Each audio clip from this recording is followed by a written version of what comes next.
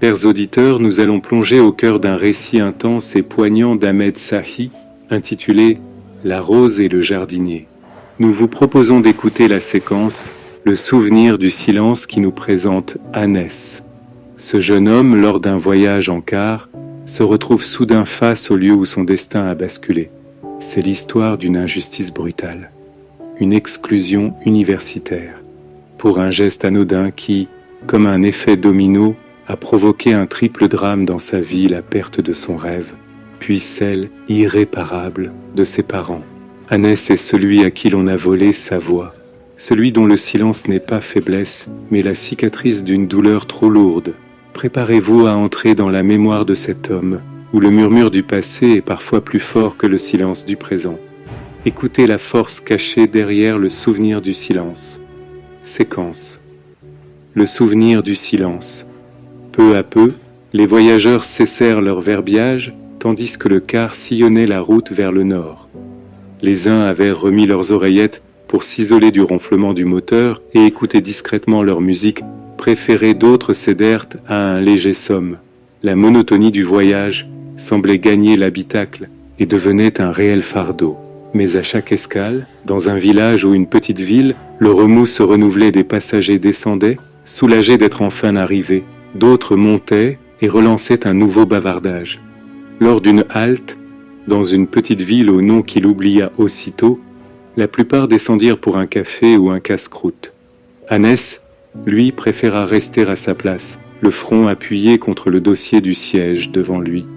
Mais en levant les yeux vers la vitre, il reconnut soudain le panneau à demi effacé du bistrot et le nom de cette ville lui revint.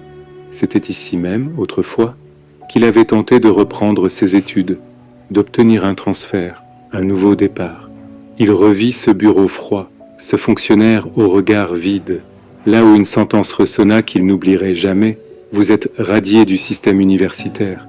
Pour vous réinscrire, il faudrait repasser le baccalauréat. Cette phrase anodine pour celui qui la prononça fut pour lui une seconde condamnation. Il comprit alors qu'il était devenu partout un nom indésirable, une ombre qu'on refusait de revoir dans les amphithéâtres. Le silence du car, soudain, lui parut immense. Et dans ce calme revenu, la mémoire, comme un vent obstiné, se remit à souffler. Quel préjudice lui avait causé cette femme, ce professeur du département de droit, méchante qu'elle était, pour un simple geste d'amitié, pour avoir offert une rose à une camarade. Lors d'une cérémonie, sans arrière-pensée, elle l'avait accusé de provocation et d'insolence. Elle et toute cette assemblée de collègues complices votèrent à l'unanimité son exclusion. En un seul jour, ils lui volèrent son rêve le plus pur pour suivre ses études. Lui qui rêvait de décrocher sa licence en droit, puis un master, et de devenir la voix de ceux qu'on n'écoute jamais, les opprimés, les oubliés, les innocents condamnés. Il voulait défendre la justice, la dignité et la vérité. Mais ce jour-là, c'est sa propre voix qu'on lui arracha. Le pire survint peu après.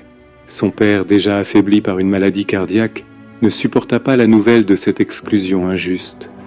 Un mois plus tard, il s'éteignit doucement, sans plainte, laissant à Ahnès un vide que rien ne combla plus.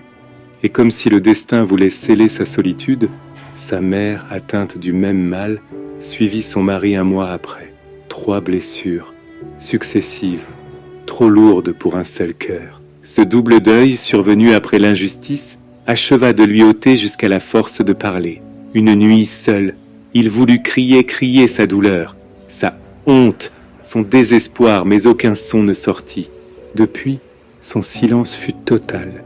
Les médecins parlèrent d'un choc nerveux, d'une émotion trop forte, mais lui savait, ce n'était pas la peur ni la faiblesse, c'était l'injustice, puis la mort, puis la solitude, 3 tempêtes qui lui avaient volé jusqu'à sa voix. Le voyage vers la capitale reprend aussitôt. Alors, le front appuyé contre le dossier, il soupira intérieurement, et, dans le murmure du moteur, il crut entendre lointain le souffle de son père lui dire encore: « Tiens bon, mon fils, un jour, la justice aura ton visage. Un jour, la justice aura ton visage. Un jour, la justice aura ton visage. »